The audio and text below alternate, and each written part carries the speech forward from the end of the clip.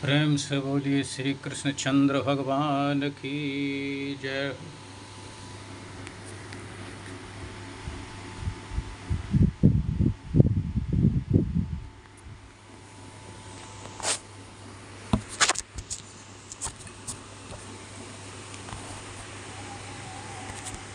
जय श्री कृष्ण भगवान की जय।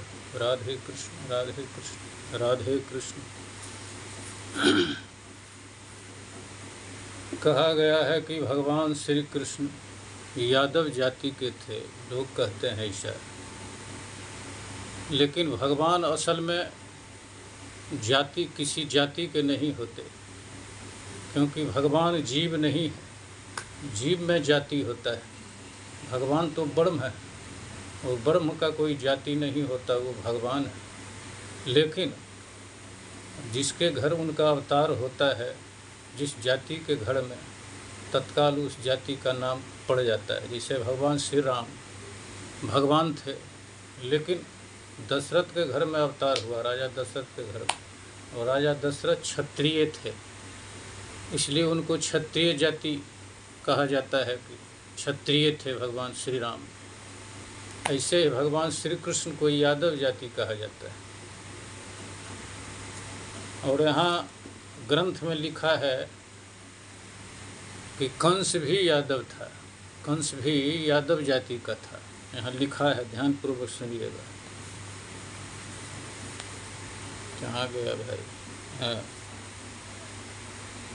उन सबके सामने कंस ने इस प्रकार की प्रतिज्ञा की और विजय पाने की इच्छा रखने वाले उन वीरों के साथ मल्लयुद्ध आरंभ कर दिया।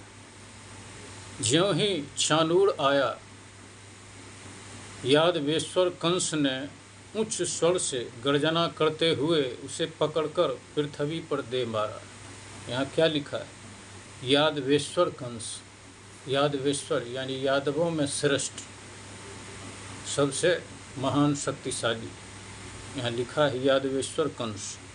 यादवेश्वर कंस ने उच्च स्वर से गर्जना करते हुए उसे पकड़कर पृथ्वी पर दे मारा।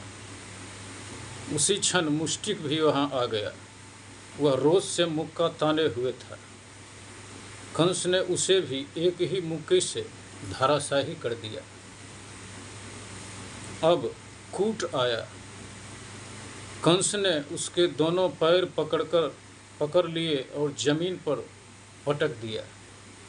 फिर ताल ठोंकता हुआ सल भी दौड़कर आ पहुंचा।